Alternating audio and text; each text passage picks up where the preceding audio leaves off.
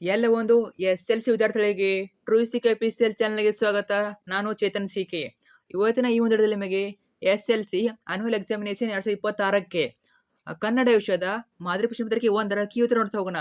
ಈಗಾಗಲೇ ಬೋರ್ಡ್ ನಿಮಗೆ ಎಲ್ಲ ವಿಷಯಗಳ ಮೇಲೆ ನಾಲ್ಕು ಮಾದರಿ ಪ್ರಶ್ನೆ ಪತ್ರಿಕೆ ಬಿಟ್ಟಿದ್ದಾರೆ, ಮಾಡಲ್ ಕ್ವೆಶ್ಚನ್ ಬಿಟ್ಟಿದ್ದಾರೆ.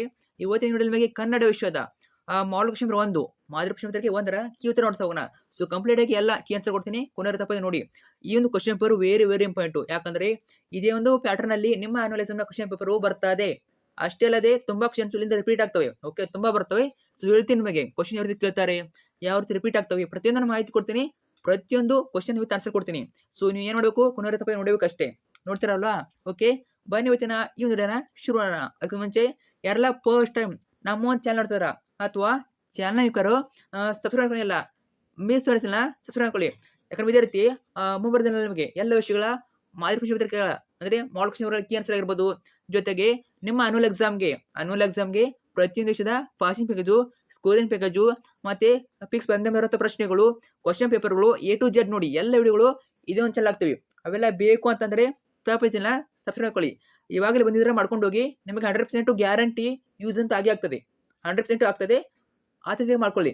ಮಾಡಿದ್ರ ಜೊತೆಗೆ ಒಂದು ಲೈಕ್ ಟು ಫ್ರೆಂಡ್ಸ್ ಶೇರ್ ಮಾಡಿ, ಒಂದು ಲೈಕ್ ಟು ನಿಮ್ಮೆಲ್ಲ ಫ್ರೆಂಡ್ಸ್ ಶೇರ್ ಮಾಡಿ, ಸ್ವಲ್ಪ ಅವ್ರಿಗೂ ಹೆಲ್ಪ್ ಮಾಡ್ತೀರಲ್ವಾ? ಓಕೆ, ಬನ್ನಿ ಇವತ್ತಿನ ಈ ಒಂದು ವಿಡಿಯೋನ ಶುರು ಮಾಡೋಣ. ನೋಡಿ, ತುಂಬಾ ಜನ ಕೇಳ್ತಾ ಇದ್ದಾರೆ PDF ಬೇಕು ಅಂತ. ಈ ಒಂದು PDF ನ ನಮ್ಮ ಒಂದು ವಾಟ್ಸಪ್ ಚಾನಲ್ ಮತ್ತೆ ಟೆಲಿಗ್ರಾಮ್ ಗ್ರೂಪ್ ಅಲ್ಲಿ ಶೇರ್ ಮಾಡಿರ್ತೀವಿ. ಜಾಯ್ನ್ ಆಗಿಬಿಟ್ಟು ಡೌನ್ ಮಾಡ್ಕೊಳ್ಳಿ. ಲಿಂಕ್ ಬಂದ್ಬಿಟ್ಟು ಇದೇ ವಿಡಿಯೋ ಕೆಳಗಡೆ ಕೊಟ್ಟಿರ್ತೀವಿ. ಅಲ್ಲಿ ಕ್ಲಿಕ್ ಮಾಡಿಬಿಟ್ಟು ನೀವು ಜಾಯ್ನ್ ಆಗ್ಬೋದು. ಓಕೆ, ನೋಡ್ತಾ ಹೋಗೋಣ ಉತ್ತರಗಳನ್ನ. ಕರ್ನಾಟಕ ಶಾಲಾ ಪರೀಕ್ಷೆ ಮತ್ತು ಮೌಲ್ಯನಿರ್ಣಯ ಮಂಡಳಿ, 6ನೇ ರಸ್ತೆ, ಮಲ್ಲೇಶ್ವರಂ, ಬೆಂಗಳೂರು. ಜೊತೆ ಕಮೆಂಟ್ ಕೂಡ ಮಾಡಿ, ನಿಮಗೆ ಯಾವ ವಿಷಯಗಳ ಕ್ವೆಶ್ಚನ್ ಪೇಪರ್ ಬೇಕು, ಕೀ ಆನ್ಸರ್ ಬೇಕು, ಕಮೆಂಟ್ ಮಾಡಿ. ಸೊ ನೆಕ್ಸ್ಟ್ ಬರ್ತವೆ ಕೂಡ ನೋಡ್ತಾ ಹೋಗೋಣ. ಪ್ರಥಮ ಭಾಷೆ Kannada, subject first language Kannada. ಇದು ಈಗಾಗಲೇ ಇಂಗ್ಲಿಷ್ ಕೂಡ ಹಾಕಿದ್ದೀನಿ ನೋಡಿ, ಎಲ್ಲ ಕೂಡ ಹಾಕಿರ್ತೀನಿ, ನೋಡ್ಕೊಳ್ಳಿ, ಚಾನಲ್ ಇರ್ತವೆ. ಓಕೆ, ನೋಡ್ತಾ ಹೋಗೋಣ. ಸೊ ಕಮೆಂಟ್ ಕೂಡ ಮಾಡಿ, ಇವೆಲ್ಲ ವಿಡಿಯೋಗಳು ನಿಮಗೆ ಯೂಸ್ ಆಗ್ತಾ ಇದೆ ಅಂತ. ಸೊ ಕಮೆಂಟ್ ಮಾಡಿ, ಮತ್ತೆ ಯಾವೆಲ್ಲ ವಿಡಿಯೋಗಳು ಬೇಕು ನಿಮಗೆ, ಮೋಟಿವೇಶನ್ ಬೇಕಾ, ಸೊ ಅವೆಲ್ಲ ಕಮೆಂಟ್ ಮಾಡಿ, ಹಾಕ್ತೀವಿ ವಿಡಿಯೋಗಳನ್ನ. ಓಕೆ, ನೋಡ್ತಾ ಹೋಗೋಣ. ಮೊದಲೇ ನಿಮಗೆ ಈ ಮಾದರಿ ಪ್ರಶ್ನೆ ಒಂದಿದು. ಓಕೆ, ಇನ್ನು ಕೂಡ 3 ಇವೆ, ಕನ್ನಡದ ಮೇಲೆ ಇನ್ನು ಕೂಡ 3 ಇವೆ, ಅವನು ಕೂಡ ಹಾಕ್ತೇವೆ. ಜೊತೆಗೆ ಕೆಲವು ವಿಷಯ ಕೂಡ ಬರ್ತವೆ. ಜಸ್ಟ್ ಸಬ್ಸ್ಕ್ರೈಬ್ ಮಾಡ್ಕೊಳ್ಳಿ ಸಾಕು. ನೋಡೋಣ. ಮೊದಲೇ ಕ್ವೆಶ್ಚನ್ ನಂಬರ್ 1. ಮೊದಲೇ ನಿಮಗೆ 6 ಮಲ್ಟಿಪಲ್ ಇರ್ತವೆ, 6 ಬಹು ಪ್ರಶ್ನೆ ಇರ್ತವೆ. ಪ್ರಶ್ನೆಗೆ 1, ವರ್ಗೀಯ ವ್ಯಂಜನದ ಪಂಚಮ ಅಕ್ಷರಗಳಿವು. ಏನು ಕೇಳಿದರೆ 4 ಆಪ್ಷನ್ ಕೊಟ್ಟಿದ್ದಾರೆ. ಆಪ್ಷನ್ ಎ ಅನುನಾಸಿಕಗಳು, ಆಪ್ಷನ್ ಬಿ ಮಹಾಪ್ರಾಣಾಕ್ಷರಗಳು, ಆಪ್ಷನ್ ಸಿ ಅಲ್ಪ ಪ್ರಾಣಾಕ್ಷರಗಳು, ಡಿ ಯೋಗವಾಹಗಳು. ಯಾವ್ದಾಗ್ತದೆ? ಇದು ಬಂದ್ಬಿಟ್ಟು ಆಪ್ಷನ್ ಎ ಅನುನಾಸಿಕಗಳು ಸರಿಯಾದ ಉತ್ತರ. ವರ್ಗೀಯ ವ್ಯಂಜನದ ಪಂಚಮ ಅಕ್ಷರಗಳು ಅನುನಾಸಿಕಗಳು. ನೆಕ್ಸ್ಟು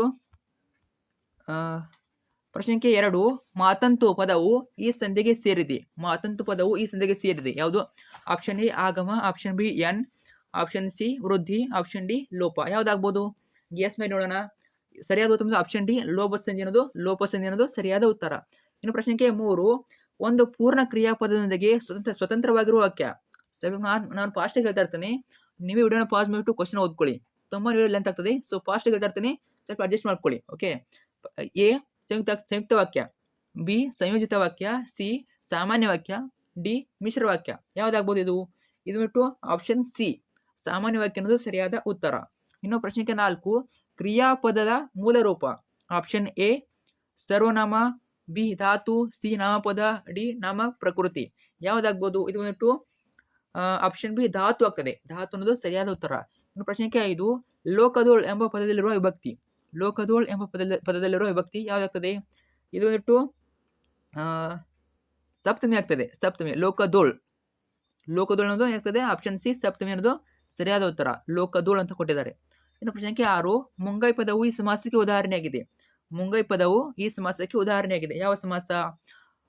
ಆಪ್ಷನ್ ಡಿ ಅಂಶಿ ಸಮಾಸ ಆಗ್ತದೆ. 6ನೇದು ಆಪ್ಷನ್ ಡಿ ಅಂಶಿ ಸಮಾಸ. ನೋಡಿ, ಇಲ್ಲಿ ಯಾವ ವ್ಯಾಕರಣ ಕೊಟ್ಟಿದ್ದಾರೆ, ಅದೇ ವ್ಯಾಕರಣ ಆನ್ಯುವಲ್ ಕೇಳ್ತಾರೆ. ಓಕೆ, ಯಾವ ವ್ಯಾಕರಣ? ಸಮಾಸ ಆಗಿರ್ಬೋದು, ವಿಭಕ್ತಿ ಆಗಿರ್ಬೋದು, ನಂತರ ಕ್ರಿಯಾಪದ ಮೂಲ ರೂಪ ಆಗಿರ್ಬೋದು, ಜೊತೆಗೆ ಸ್ವತಂತ್ರ ವಾಕ್ಯ, ಸಂಯೋಜಿತ ವಾಕ್ಯ, ಇದ್ರ ಮೇಲೆ ಕ್ವಶನ್ ಕೇಳ್ತಾರೆ. ಸಾಮಾನ್ಯ ವಾಕ್ಯ, ಮಿಶ್ರ ವಾಕ್ಯ ಯಾವ್ದಾದ್ರು ಒಂದು ಕೇಳ್ತಾರೆ. ನಂತರ ಸಂಧಿ ಮೇಲೆ ಕೇಳ್ತಾರೆ. ನಂತರ ನಿಮಗೆ ವ್ಯಂಜನ ಆಗಿರ್ಬೋದು, ಸ್ವರಗಳ ಕ್ವಶನ್ ಕೇಳ್ತಾರೆ. ಸೊ ಅರ್ಥ ಆಯ್ತು ಅನ್ಕೋತೀನಿ. ಡೋಂಟ್ ವರಿ, ಇನ್ನು ಕೂಡ ಹೇಳ್ತೀನಿ ನಿಮಗೆ. ಇನ್ನು 3 ಮೋಡಿಫಿಕೇಶನ್ ಬಿಟ್ಟಿದ್ದಾರೆ, ಅವ್ನು ಕೂಡ ಹೇಳ್ತೀನಿ, ಅವಾಗ ಹೇಳುವಾಗ ಹೇಳ್ತೀನಿ. ಡೋಂಟ್ ವರಿ, ಜಸ್ಟ್ ಈಗ ಪ್ಯಾಟರ್ನ್ ನೋಡ್ಕೊಳ್ಳಿ ಸಾಕು. ಇನ್ನು 2ನೇ ಮೇನ ಬರ್ತದೆ. 2ನೇ ಮೇನಲ್ಲಿ ಕೆಳಗಿನಲ್ಲಿ ಮೊದಲೆರಡು ಪದಗಳಿರುವ ಸಂಬಂಧಂತೆ 3ನೇ ಪದಕ್ಕೆ ಸರಿ ಹೊಂದುವ ಸಂಬಂಧಿ ಪದವನ್ನು ಬರೆಯಿರಿ. ಸೊ 4 ಸಂಬಂಧಿ ಪದ ಇರ್ತವೆ ನಿಮಗೆ ಬರೆಯುವಂಥದ್ದು. ಪ್ರಶ್ನೆ 7, ವೀರ ಅನ್ನೋದು ಬೀರ ಆಗ್ತದೆ. ಕೊಡಲಿ ಅನ್ನೋದು ಏನಾಗ್ತದೆ? ಏನಾಗ್ಬೋದು? ಕುಟಾರ ಆಗ್ತದೆ. ಕೊಡ್ಲಿ ಅನ್ನೋದು ಕುಟಾರ ಆಗ್ತದೆ. ಇನ್ನು ಪ್ರಶ್ನೆ ಸಂಖ್ಯೆ 8, ನದಿ ರೂಢನಾಮ ಆದರೆ ವಿಜ್ಞಾನಿ ಅನ್ನೋದು ಏನಾಗ್ತದೆ? ವಿಜ್ಞಾನಿ ಅನ್ನೋದು ಅಂಕಿತ ನಾಮ ಆಗ್ತದೆ. ಅನ್ವರ್ಥ ನಾಮ ಆಗ್ತದೆ. ವಿಜ್ಞಾನಿ ಅನ್ನೋದು ಅನ್ವರ್ಥ ನಾಮ. ಅಂಕಿತ ನಾಮ ಆಗೋದಿಲ್ಲ, ಅದು ವಿಜ್ಞಾನಿ ಅನ್ನೋದು ಅನ್ವರ್ಥ ನಾಮ ಅನ್ನೋದು ಸರಿಯಾದ ಉತ್ತರ. ನದಿ ಅನ್ನೋದು ರೂಢನಾಮ, ವಿಜ್ಞಾನಿ ಅನ್ನೋದು ಅನ್ವರ್ಥ ನಾಮ. ಇನ್ನು ಪ್ರಶ್ನೆ ಸಂಖ್ಯೆ 9, ಬನ್ನಿ ಬನ್ನಿ ದ್ವಿರುಕ್ತಿ. ಹಾಲುಜಿ ಅನ್ನೋದು ಏನಾಗ್ತದೆ? ಹಾಲುಜಿ ಅನ್ನೋದು ಜೋಡು ನುಡಿ ಆಗ್ತದೆ.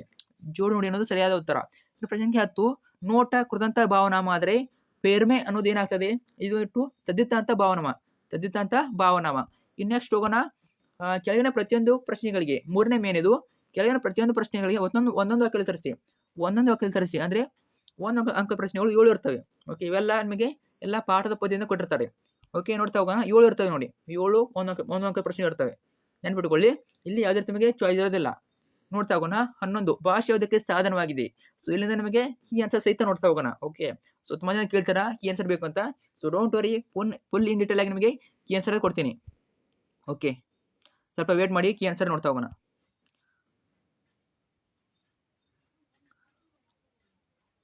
ಓಕೆ, ಪ್ರಶ್ನೆ ಸಂಖ್ಯೆ 11 ನೋಡ್ತಾ ಹೋಗೋಣ. ಭಾಷೆ ಯಾವುದಕ್ಕೆ ಸಾಧನವಾಗಿದೆ? ನಮ್ಮ ಸುತ್ತಮುತ್ತಲಿನವರೊಡನೆ ವ್ಯವಹರಿಸುವುದಕ್ಕೆ ಹಾಗೂ ವಿಚಾರ ವಿನಿಮಯ ಮಾಡುವುದಕ್ಕೆ ಭಾಷೆ ಒಂದು ಸಾಧನವಾಗಿದೆ. ಇನ್ನು ಪ್ರಶ್ನೆ ಸಂಖ್ಯೆ 12, ಶಾನುಭೋಗರು ಚಿಕ್ಕನಾಯಕನಹಳ್ಳಿಗೆ ಏಕೆ ಹೋಗಿದ್ದರು? ಶಾನುಭೋಗರು ಚಿಕ್ಕನಾಯಕನಹಳ್ಳಿಗೆ ರಸಾಲಿಗಾಗಿ ಹೋಗಿದ್ದರು. ಇನ್ನು ಪ್ರಶ್ನೆ ಸಂಖ್ಯೆ 13, ಸ್ವಲ್ಪ ಫಾಸ್ಟ್ ಆಗ್ತದೆ ಅನ್ಕೋತೀನಿ, ಬಟ್ ಅಡ್ಜಸ್ಟ್ ಮಾಡ್ಕೊಳ್ಳಿ. ಈಗಲೇ 6 ನಿಮಿಷ ಆಯ್ತು ವಿಡಿಯೋ. ಓಕೆ, ಇನ್ನೂ ಕೂಡ ನಿಮಗೆ ಪೂರ್ತಿ ಖುಷಿ ಕಂಪ್ಲೀಟ್ ಮಾಡಬೇಕು. ಆದರೆ ನೀವು ಬರ್ಕೋಬೋದು. ನಿಮಗೆ ಹೆಲ್ಪ್ ಆಗ್ತದೆ ಎಕ್ಸಾಮ್ಗೆ. ಓಕೆ, ಶಾನುಭೋಗರು ಚಿಕ್ಕನಾಯಕನಹಳ್ಳಿಗೆ ಏಕೆ ಹೋಗಿದ್ದರು? ಶಾನುಭೋಗರು ಚಿಕ್ಕನಾಯಕನಹಳ್ಳಿಗೆ ರಸಾಲಿಗಾಗಿ ಹೋಗಿದ್ದರು. ಇನ್ನು ಪ್ರಶ್ನೆ ಸಂಖ್ಯೆ 13, ಲೇಖಕರು ವರ್ಣಿಸಿದ ಲಂಡನ್ನಿನ ಪೇಟೆಯಲ್ಲಿರುವ ಸ್ಟೇಷನರಿ ಅಂಗಡಿಯ ಹೆಸರೇನು? ಲೇಖಕರು ವರ್ಣಿಸಿದ ಲಂಡನ್ನ ಪೇಟೆಯಲ್ಲಿರುವ ವುಲ್ವರ್ತ್ ಎಂಬುದು ಸ್ಟೇಷನರಿ ಅಂಗಡಿ. ವುಲ್ವರ್ತ್ ಅನ್ನೋದು ಸರಿಯಾದ ಉತ್ತರ. ಇನ್ನು ಪ್ರಶ್ನೆ ಸಂಖ್ಯೆ 14, ಕ್ಯಾಶಪಿ ವಿದ್ಯಾಭ್ಯಾಸಕ್ಕಾಗಿ ತನ್ನ ಮಕ್ಕಳನ್ನು ಯಾರ ಬಳಿಗೆ ಕಳುಹಿಸಿದನು? ಕ್ಯಾಶಪಿ ವಿದ್ಯಾಭ್ಯಾಸಕ್ಕಾಗಿ ತನ್ನ ಮಕ್ಕಳನ್ನು ತನ್ನ ಅಣ್ಣನಾದ ಸೂರ್ಯಮಿತ್ರನ ಬಳಿಗೆ ಕಳುಹಿಸಿದಳು. ಇನ್ನು ಪ್ರಶ್ನೆ ಸಂಖ್ಯೆ 15, ಹಲಗಲಿಯ ಗುರುತು ಉಳಿದಂತಹದ್ದು ಏಕೆ? ವೆರಿ ಇಂಪಾರ್ಟೆಂಟ್ ಕ್ವಶನ್ ಕೇಳ್ತಾರೆ ಎಕ್ಸಾಮ್ನಲ್ಲಿ. Okay, important. FA3 ಆಗಿರ್ಬೋದು, FA4 ಆಗಿರ್ಬೋದು, ಕೇಳ್ತಾರೆ, ನೋಡ್ಕೊಳ್ಳಿ. ಕಂಪನಿ ಸರ್ಕಾರದ ದಂಡು ಹಲಗಲಿಗೆ ಬೆಂಕಿ ಹಚ್ಚಿ ಸುಟ್ಟು ಬೂದಿ ಮಾಡಿದ್ರಿಂದ ಗುರುತು ಉಳಿಯದಂತಾಯಿತು. ಇನ್ನು ಪ್ರಶ್ನೆ ಸಂಖ್ಯೆ 16, ಕುಂಭ ಸಂಭವ ಎಂದು ಯಾರನ್ನು ಕರೆಯಲಾಗಿದೆ? ಕುಂಭ ಸಂಭವ ಎಂದು ದ್ರೋಣನನ್ನು ಕರೆಯಲಾಗಿದೆ. ಪ್ರಶ್ನೆ ಸಂಖ್ಯೆ 17, ಪುಟ್ಟ ಪೋರಿ ಏನು ಮಾಡುತ್ತಿದ್ದಾಳೆ? ತುಂಬಾನೇ ಇಂಪಾರ್ಟೆಂಟ್ ಪ್ರಶ್ನೆ, ಪ್ರತಿಯೊಂದು ವರ್ಷ ಕೇಳ್ತಾನೆ ಇದ್ದಾರೆ. ಪ್ರತಿ ವರ್ಷ ಈ ಕ್ವಶನ್ ಇರ್ತದೆ. ಪುಟ್ಟ ಪೋರಿ ಮುಸೆ ತುಕ್ಕುತ್ತದೆ. ತುಂಬಾ ಸಿಂಪಲ್ ಪ್ರಶ್ನೆ, ಬರಿಬೋದು ನೀವು. ಪ್ರಶ್ನೆ ಸಂಖ್ಯೆ 18, ವ್ಯವಹಾರಿಕ ಮತ್ತು ಗ್ರಾಂಥಿಕ ಭಾಷೆಯ ಲಕ್ಷಣಗಳವು? ವ್ಯವಹಾರಿಕ ಭಾಷೆ ಅಂತ ಬಂದಾಗ, ವ್ಯವಹಾರಿಕ ಭಾಷೆಯನ್ನು ಜೀವದ್ ಭಾಷೆ, ಅದರಲ್ಲಿ ಜನರು ಮಾತನಾಡುತ್ತಾರೆ, ವ್ಯವಹರಿಸುತ್ತಾರೆ. ಇನ್ನು ಉದಾಹರಣೆ ನೋಡಿ, ಕನ್ನಡ, ತಮಿಳು, ತೆಲುಗು, ತುಳು, ಮರಾಠಿ, ಉರ್ದು, ಇಂಗ್ಲಿಷ್ ಇತ್ಯಾದಿ ಬರಿಬೇಕು ನೀವು. ಇನ್ನು ಗ್ರಾಂಥಿಕ ಭಾಷೆ ಅಂತ ಬಂದಾಗ, ಗ್ರಾಂಥಿಕ ಭಾಷೆಯು ಅಭಿವೃದ್ಧಿ ಹೊಂದಿ ಗ್ರಂಥ ರಚನೆಯಲ್ಲಿ ಉಪಯೋಗವಾದ ಭಾಷೆಯಾಗಿದೆ. ಉದಾಹರಣೆ ಸಂಸ್ಕೃತ, ಕನ್ನಡ, ಇಂಗ್ಲಿಷ್, ಪಾಳಿ ಇತ್ಯಾದಿ. ಇಷ್ಟು ಬರೆದ ನಿಮಗೆ 2 ಅಂಕ ಅಥವಾ 1 ಅಂಕ ಸಿಗ್ತದೆ. 1 ಅಂಕ ಇದು. ಪ್ರಶ್ನೆ 19, ನಾಲ್ವಡಿ ಕೃಷ್ಣರಾಜ ಒಡೆಯರ ಕಾಲದಲ್ಲಿ ಕಾರ್ಯರೂಪಕ್ಕೆ ಬಂದ ನೀರಾವರಿ ಯೋಜನೆಗಳು? ಯಾವ ಯೋಜನೆಗಳು?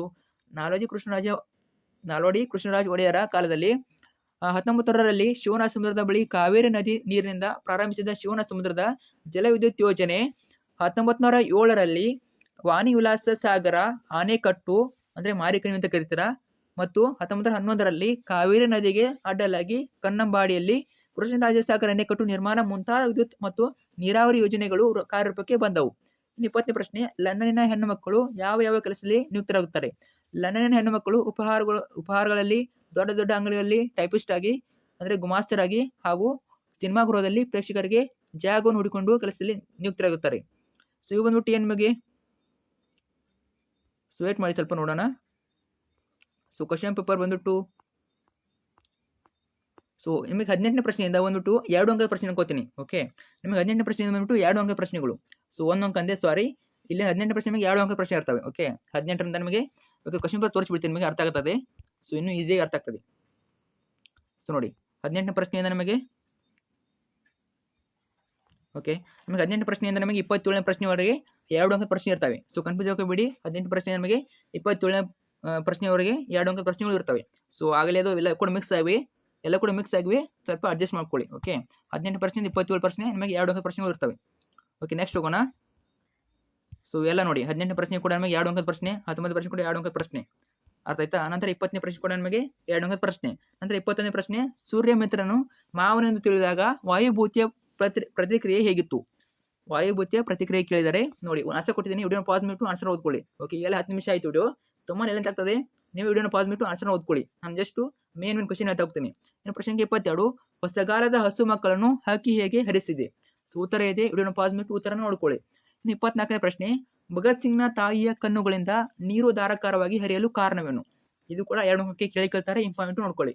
ನಂತರ 25ನೇ ಪ್ರಶ್ನೆ, ವಿವೇಕಾನಂದರ ದೃಷ್ಟಿಯಲ್ಲಿ ದೇಶದ ಪ್ರಗತಿ ಹೇಗೆ ಸ್ಥಿರವಾಗುವುದು? ನೋಡ್ಕೊಳ್ಳಿ. ನಂತರ 23ನೇ ಪ್ರಶ್ನೆ, 24 ಆಯಿತು. ಸೊ ಇಲ್ಲಿ ನಂಬರ್ಸ್ ಚೇಂಜ್ ಆಗಿವೆ. ಓಕೆ, 24 ಆಗಿದೆ ಇದು. ನೋಡ್ಕೊಳ್ಳಿ, ಸ್ವಲ್ಪ ಕ್ವಶನ್ ನಂಬರ್ ಚೇಂಜ್ ಆಗಿವೆ ಅಷ್ಟೇ. ಭಗತ್ ಸಿಂಗ್ನ ತಾಯಿಯ ಕಣ್ಣುಗಳಿಂದ ನೀರು ಧಾರಾಕಾರವಾಗಿ ಹರಿಯಲು ಕಾರಣವೇನು? ನಂತರ 25ನೇ ಪ್ರಶ್ನೆ, ವಿವೇಕಾನಂದರ ದೃಷ್ಟಿಯಲ್ಲಿ ದೇಶದ ಪ್ರಗತಿ ಹೇಗೆ ಸ್ಥಿರವಾಗುವುದು? ನಂತರ 23ನೇ ಪ್ರಶ್ನೆ, ಹಲಗೆಯಲ್ಲಿ ದಂಡು ಬರಲು ಕಾರಣವೇನು? ನಂತರ 26ನೇ ಪ್ರಶ್ನೆ, ಭಗವಂತನಲ್ಲಿ ಶರಣವಾಗುವ ಭಾವ ಅಕಮಾದಿವ್ಯ ವಚನಗಳಲ್ಲಿ ಹೇಗೆ ವ್ಯಕ್ತಗೊಂಡಿದೆ? ಸೊ ನೋಡ್ಕೊಳ್ಳಿ, ಈ ಕ್ವಶನ್ ಪೇಪರ್ ನೋಡ್ಕೊಳ್ಳಿ, ಅಲ್ಲಿ ನಂಬರ್ ನೋಡ್ಕೊಳ್ಳಿ, ಯಾವ ನಂಬರ್ಗೆ ಯಾವ ಕ್ವಶನ್ ಇದೆ ಅಂತ. ಕ್ವಶನ್ ಮಾತ್ರ ಸೇಮ್ ಇವೆ, ಬಟ್ ನಂಬರ್ ಚೇಂಜ್ ಆಗಿವೆ ಅಷ್ಟೇ. ಓಕೆ. ನಂತರ 27ನೇ ಪ್ರಶ್ನೆ, ಪೈಗಳ ತಮ್ಮನ 100 ಮದುವೆ ಸಿದ್ಧತೆ ಹೇಗೆ ನಡೆಯಿತು?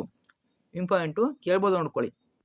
ನಂತರ 28ನೇ ಪ್ರಶ್ನೆ ಬಂದ್ಬಿಟ್ಟು ನಿಮಗೆ ಏನಿರ್ತದೆ ಅಂದರೆ ಕವಿ ಪರಿಚಯ ಇರ್ತದೆ. ಓಕೆ, ಕ್ವಶನ್ ಪೇಪರ್ ತೋರಿಸ್ಬಿಡ್ತೀನಿ, ನಿಮಗೆ ಅರ್ಥ ಆಗ್ತದೆ. ಓಕೆ, ಸೊ 27ರವರೆಗೆ ನಿಮಗೆ 2 ಅಂಕದ ಪ್ರಶ್ನೆ ಇರ್ತವೆ. 27ರವರೆಗೆ ನಿಮಗೆ 2 ಅಂಕದ ಪ್ರಶ್ನೆ ಇರ್ತವೆ. ನಂತರ 28ನೇ ಪ್ರಶ್ನೆ ನೋಡಿ, 28, 29 ಕವಿ ಪರಿಚಯ ಇರ್ತದೆ. ಕೆಳಗೆ ಕವಿಗಳ ಅಥವಾ ಸಾಹಿತಿಗಳ ಜನ್ಮಸ್ಥಳ, ಕಾಲಕೃತಿ ಮತ್ತು ಬಿರುದು ಅಥವಾ ಪ್ರಶಸ್ತಿಗಳನ್ನು ಕುರಿತು ವ್ಯಾಕೃತಿಯಲ್ಲಿ ಬರೆಯಿರಿ. ಓಕೆ, ಸೊ ನೋಡಿ ಬೇರೆ 2 ಅಂಕ ಪ್ರಶ್ನೆ ನೋಡ್ಕೊಳ್ಳಿ. 23ನೇ ಹೊಲಗಲಿ ದಂಡು ಬರಲು ಕಾರಣವೇನು? 24 ಭಗತ್ ಸಿಂಗು, 25 ವಿವೇಕಾನಂದರ ದೃಷ್ಟಿಯಲ್ಲಿ, 26 ಭಗವಂತನಲ್ಲಿ ಈ ಪ್ರಶ್ನೆ, 27 ಪೈಗಳ ತಮ್ಮನ 100 ಮದುವೆ ಪ್ರಶ್ನೆ. ಸೊ ಡೋಂಟ್ ವರಿ, ಪ್ರಶ್ನೆಗೆ ನೋಡೋಕೆ ಆನ್ಸರ್ ಕೊಟ್ಟಿದೆ, ನೋಡ್ಕೊಳ್ಳಿ. ಇನ್ನು 28 ದೇವನೂರು ಮಹಾದೇವ, 29 ಪಂಪ. ಸೊ 3 ಅಂಕ ಪ್ರಶ್ನೆ 2 ಕೊಡ್ತಾರೆ. ಒಂದು ಆಲ್ಮೋಸ್ಟ್ ನಿಮಗೆ ಒಂದು ಪದ್ಯ ಭಾಗದಿಂದ ಇನ್ನೊಂದು ಗದ್ಯ ಭಾಗ ಕೊಡ್ತಾರೆ, ಅಥವಾ ಅವ್ರು ಯಾವ ರೀತಿ ಬೇಕಾದ್ರೂ ಕೊಡ್ಬೋದು. ಓಕೆ, ಆಲ್ಮೋಸ್ಟ್ ಒಂದು ಪದ್ಯ ಭಾಗದಿಂದ ಇನ್ನೊಂದು ಗದ್ಯ ಭಾಗದಿಂದ ಕೇಳ್ತಾರೆ. ಸೊ ಯಾವ್ದು ಬೇಕಾದ್ರೆ ಕೊಡ್ಬೋದು. ಒಟ್ಟಿನಲ್ಲಿ ಎಲ್ಲ ಕವಿ ಪರಿಚಯ ನೋಡ್ಕೊಳ್ಳಿ. ಏನು ನೋಡ್ಕೋಬೇಕು, ತುಂಬ ಏನಿಲ್ಲ. ಕವಿಗಳ ಸಾಹಿತ್ಯಗಳ ಜನ್ಮಸ್ಥಳ ಆಗಿರ್ಬೋದು, ಕಾಲ, ಕೃತಿ ಮತ್ತು ಬಿರುದು, ಪ್ರಶಸ್ತಿ, ಇಷ್ಟು ನೋಡ್ಕೊಳ್ಳಿ ಸಾಕು. ಸೊ ನಿಮಗೆ 3 ಅಂಕ ಬಂತು.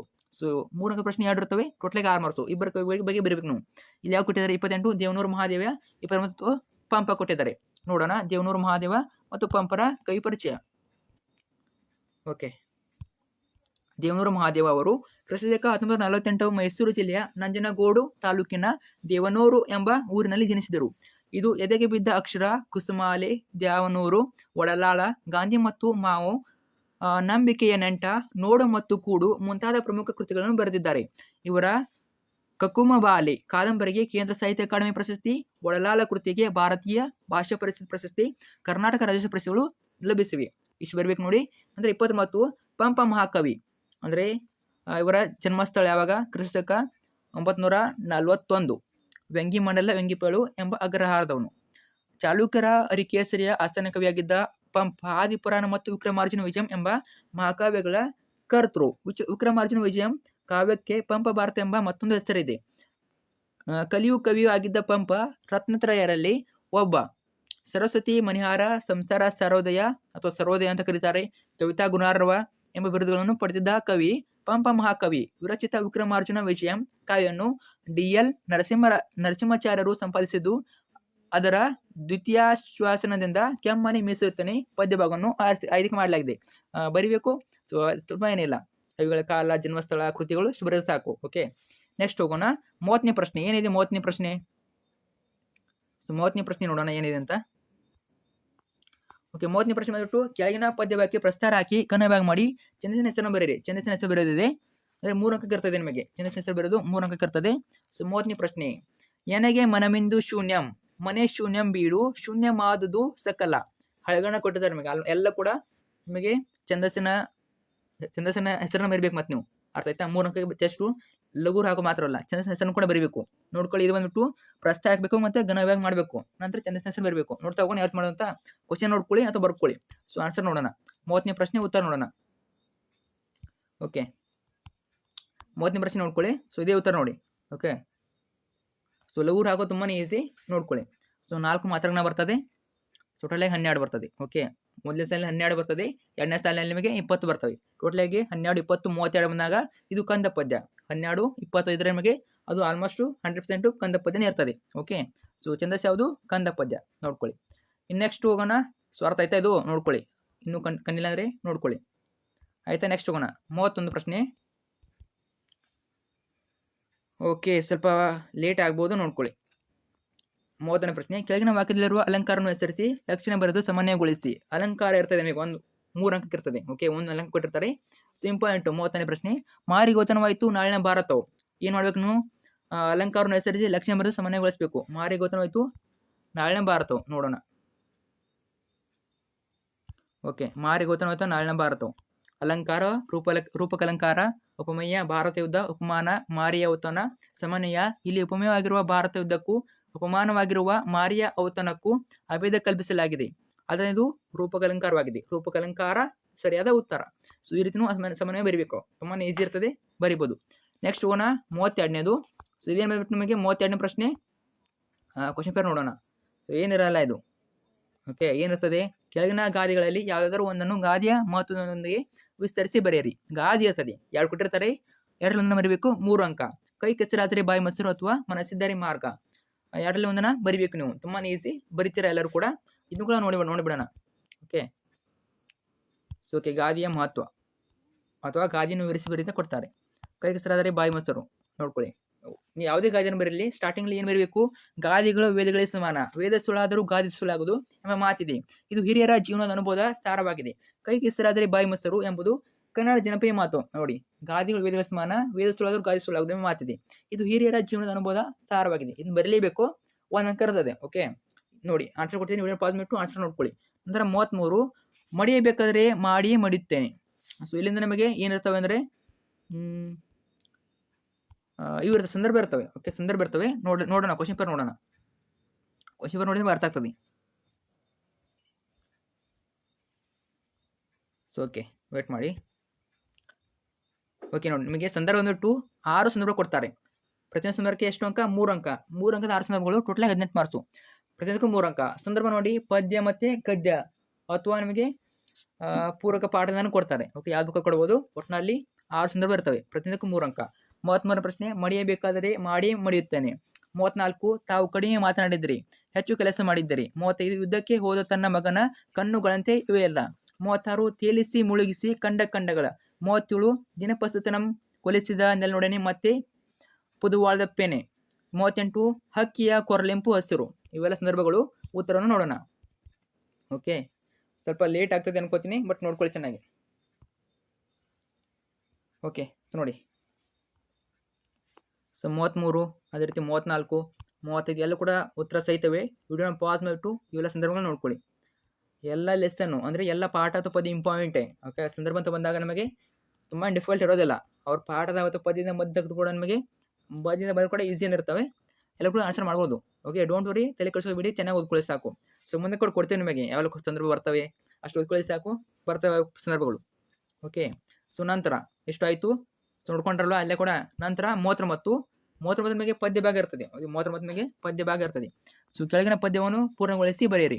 4 ಅಂಕ ಇರ್ತದೆ. ಕಲುಷಿತವಾದಿ ಕೇಳಿದರೆ ಯಾವ್ದು ಬೇಕಾದ್ರೂ ಕೊಡ್ಬೋದು. ಸೊ ಹೋದ ವರ್ಷ ನೋಡಿ ಸ್ವಲ್ಪ ಟಫ್ ಇರೋದು ಕಟ್ಬಿಟ್ರು.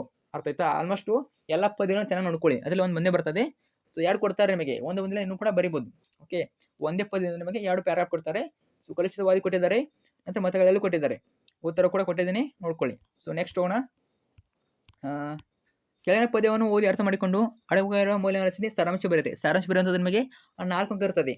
4 ಅಂಕ ಸಾರಾಂಶ ಇರ್ತದೆ. ಕೊಡ್ತಾರೆ ಒಂದು ಎಲ್ಲ ಇದೇ ಬಂದ್ಬಿಟ್ಟು ನಿಮಗೆ ನಿಮ್ಮ ಬುಕ್ಕಲ್ಲಿ ಇರ್ತದೆ. ನಿಮ್ಮ ಬುಕ್ಕಲ್ಲಿ ಒಂದು ಪದ್ಯವನ್ನು ಕೊಡ್ತಾರೆ. ಅದು ಹಳೆಗನ್ನಡ ಕೊಡ್ಬೋದು, ಹೊಸಗನ್ನಡ ಕೊಡ್ಬೋದು. ಹೆಚ್ಚಾಗಿ ಹಳೆಗನ್ನಡ ಕೊಡ್ತಾರೆ. ಓಕೆ, ಸೊ ಮಾರಿಗೋತನವಾಯಿತು ನಾಳೆ ಭಾರತ ಚತುರಂಗ ಬಲದಲ್ಲಿ. ಸೊ ಇದನ್ನು ಕೊಟ್ಟಿದ್ದಾರೆ. ಇದನ್ನ ನೋಡ್ಕೊಂಡ್ಬಿಟ್ಟು ಉತ್ತರ ಬರೀಬೇಕು. 40ನೇ ಪ್ರಶ್ನೆ ನೋಡೋಣ ಉತ್ತರನ.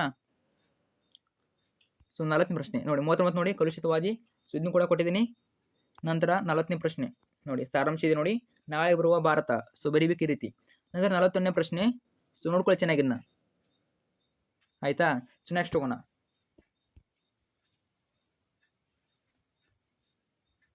ಸೊ 41 ಇಲ್ಲಿಂದ ನಮಗೆ ಕೆಳಗಿನ ಪ್ರಶ್ನೆಗಳು 8 ಅಥವಾ 10 ವಾಕ್ಯಗಳು ಉತ್ತರಿಸಿ. 8 ಅಥವಾ 10 ವಾಕ್ಯಗಳ ಪ್ರಶ್ನೆಗಳು ಅಂದರೆ ನಿಮಗೆ 4 ಅಂಕ ಪ್ರಶ್ನೆ 2 ಬರೀಬೇಕು ನೀವು. 2 ಬರೀಬೇಕು. ಟೋಟಲಾಗಿ 8 ಅಂಕ. ಅವರೆಷ್ಟು ಕೊಡ್ತಾರೆ? 4 ಕೊಡ್ತಾರೆ. 41ರಲ್ಲಿ 2 ಕೊಡ್ತಾರೆ, 42ರಲ್ಲಿ 2 ಕೊಡ್ತಾರೆ. 41ರಲ್ಲಿ 2ರಲ್ಲಿ 1 ಇರಬೇಕು, 42ರಲ್ಲಿ 2ರಲ್ಲಿ 1 ಬರೀಬೇಕು. ಓಕೆ, ಚಾಯ್ಸ್ ಇರ್ತವೆ ನಿಮಗೆ, 10 ಕ್ವಶನ್ ಇರ್ತವೆ. ನಂಬೆ ಕಟ್ಟರುವುದಿಲ್ಲ ಎಂಬ ಮಾತು ಶಬರಿಯ ಪಾಲಿಗೆ ಹೀಗೆ ನಿಜವಾಗಿದೆ, ಅಥವಾ ಶಬರಿಯ ಚಿಂತೆ ಹಿಂಗುವುದು ಸಂದರ್ಭ ಸ್ವರಸನ್ನು ವಿವರಿಸಿ. 42 ಲವನು ಯಜ್ಞಾಶ್ವವನ್ನು ಕಟ್ಟಲು ಕಾರಣವೇನು, ಅಥವಾ ಲವನಲ್ಲಿದ್ದ ಕ್ಷಾತ್ರಗುಣ ವೀರಲವ ಪದ್ಯದಲ್ಲಿ ವ್ಯಕ್ತಿಕೊಂಡಿರೋದನ್ನು ನಿಮ್ಮ ಮಾತುಗಳು ಬರೆಯಿರಿ. ಸೊ ಈ ರೀತಿ ಬರೀಬೇಕು. ನಂತರ ಉತ್ತರ ನೋಡೋಣ, ಯಾವುದು 41, 42.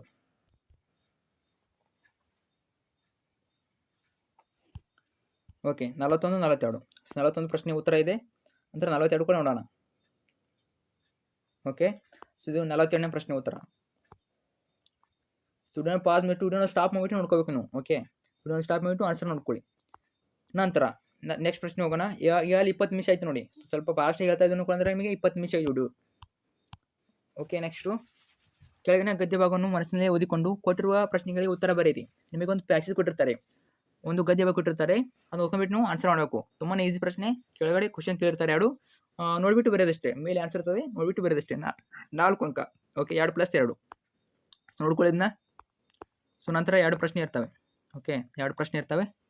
ಪ್ರಶ್ನೆಗಳು: ಧರ್ಮದ ರಕ್ಷಣೆಯಿಂದ ಸಿಗುವ ಲಾಭಗಳನ್ನು ತಿಳಿಸಿ, ಆ ನಿಜವಾದ ಧರ್ಮದ ಕೆಲಸಗಳು. ಈ ಒಂದು ಆನ್ಸರ್ ಲಾಸ್ಟಿಗೆ ನೋಡೋಣ.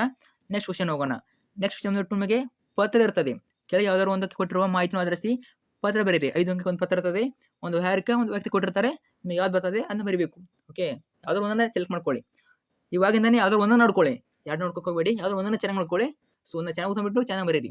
ಓಕೆ, 44 ನಿಮ್ಮನ್ನು ಚಿಕ್ಕಮಗಳೂರಿನ ಅಥವಾ ಚಿಕ್ಕಮಗಳೂರು ಜಿಲ್ಲೆಯ ಕೊಪ್ಪ ತಾಲೂಕಿನ ಗುಡ್ಡೆತೋಟ ಗ್ರಾಮದ ನಿವಾಸಿ ಅನ್ನಪೂರ್ಣ ಎಂದು ಭಾವಿಸಿಕೊಂಡು ಗ್ರಾಮದಲ್ಲಿ ಸರ್ಕಾರಿ ಪದವಿ ಪೂರ್ವ ಕಾಲೇಜು ಆರಂಭಿಸುವಂತೆ ಕೋರಿ ಶಿಕ್ಷಣ ಸಚಿವರಿಗೆ ಪತ್ರ ಬರೆಯಿರಿ. ಇದು ಹಾರಿಕ ಪತ್ರ. ಅಥವಾ ಕ್ವಶನ್: ನಿಮ್ಮ ಹಾಸನ ಸರ್ಕಾರಿ ಪ್ರೌಢಶಾಲೆಯ ವಿದ್ಯಾರ್ಥಿ ಮೋಹನ್ ಎಂದು ಭಾವಿಸಿಕೊಂಡು ಪಾಲಕರ ಸಭೆಗೆ ಆಹ್ವಾನಿಸಿ ಶಿವಮೊಗ್ಗದಲ್ಲಿರುವ ವಾಸವಾಗಿರುವ ಶಾರದಾ ಎಂಬ ಹೆಸರಿನ ತಾಯಿ ಪತ್ರ ಬರೆಯಿರಿ. ಅವರಿಗೆ ಕೊಟ್ಟಿರ್ತಾರೆ ಇಂದ ಮತ್ತೆ ಗೆ ವಿಳಾಸ, ಇವರಿಂದ ಇವರಿಗೆ ಅವ್ರು ಕೊಟ್ಟಿರ್ತಾರೆ.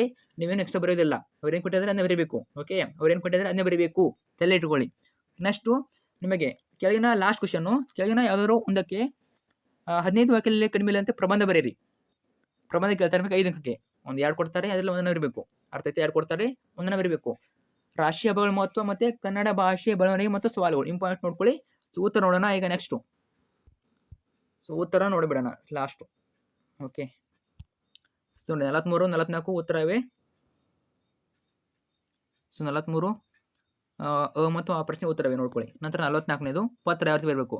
ಸೊ ನೋಡಿ, ವ್ಯವಹಾರಿಕ ವ್ಯಕ್ತಿಕ ದಿನಾಂಕ ಹಾಕಬೇಕು, ಸ್ಥಳ ಹಾಕಬೇಕು, ಇವರಿಗೆ. ಓಕೆ, ಸೊ ಇಂದ ಎಲ್ಲ ಹಾಕಿಬಿಟ್ಟು ಬರೀಬೇಕು. ಸೊ ವಿಷಯ, ನಂತರ ಸೊ ಇದನ್ನ ಸ್ವಲ್ಪ ಡಿಫ್ರೆಂಟಾಗಿ ಕೊಟ್ಟಿದ್ದಾರೆ. ಸೊ ನಿಮ್ಮ ಶಾಲೆಯಲ್ಲಿ ಅವ್ರು ಹೇಳಿದ್ದಾರೆ ಆ ರೀತಿ ಬರೀದೇ ಸಾಕು. ಅರ್ಥ ಆಯ್ತಾ? ಸೊ ನಂತರ ಇದನ್ನು ನೋಡಿ, ಪ್ರಬಂಧ, ರಾಷ್ಟ್ರೀಯ ಹಬ್ಬಗಳ ಮಹತ್ವ, ಪೀಠಕ್ಕೆ ಹಾಕಬೇಕು. ನಂತರ ವಿಷಯ ಬೆಳವಣಿಗೆ ಅಥವಾ ವಿಷಯ ವಿವರಣೆ ಹಾಕಬೇಕು. ನಂತರ ಉಪಸಂಹಾರ ಅಂತ ಹಾಕಿಬಿಟ್ಟು ನೀವು ಬರೀಬೇಕು. ಟೋಟಲ್ ಆಗಿ 5 ಅಂಕ ಇರ್ತದೆ, ಚೆನ್ನಾಗಿ ಬರೀರಿ ಉಪಸಂಹಾರ. ಅರ್ಥ ಆಯ್ತಾ? ಸೊ ಎಷ್ಟು ಈ ಒಂದು ಪ್ರಶ್ನೆ ಪತ್ರಕ್ಕೆ. ಸೊ ನೆಕ್ಸ್ಟ್ ವಿಡಿಯೋದಲ್ಲಿ ನಿಮಗೆ ಮಾದರಿ ಪ್ರಶ್ನೆಗೆ 2ರ ಕೀ ಉತ್ತರ ಕೊಡ್ತೀವಿ. ಓಕೆ, ನಂತರ ಅದರ ಮೇಲೆ ಅದರ ನಂತರ 3, ನಂತರ 4, ಇದೇ ರೀತಿ ಎಲ್ಲ ವಿಷಯಗಳ ಕ್ವಶನ್ ಪೇಪರ್ ಕೀ ಆನ್ಸರ್ ಬರ್ತವೆ. ಜಸ್ಟ್ ಚಾನಲ್ನ ಸಬ್ಸ್ಕ್ರೈಬ್ ಮಾಡ್ಕೊಳ್ಳಿ. ನೀವು ಮಾಡ್ಕೊಂಡ್ರೆ ಮಾತ್ರ ನಿಮಗೆ ಎಲ್ಲ ವಿಡಿಯೋ ಸಿಗ್ತವೆ. ಸೊ ಮತ್ತೊಮ್ಮೆ ಮಾಡ್ಕೊಳ್ಳಿ, ಮತ್ತು ಫ್ರೆಂಡ್ಸಿಗೆ ಎಲ್ಲರೂ ಕೂಡ ಶೇರ್ ಮಾಡಿ, ಸ್ವಲ್ಪ ಹೆಲ್ಪ್ ಮಾಡಿ. ಸೊ ವಿಡಿಯೋ ಹೆಲ್ಪ್ ಆಯ್ತಾ ಕಮೆಂಟ್ ಮಾಡಿ. Thank you so much.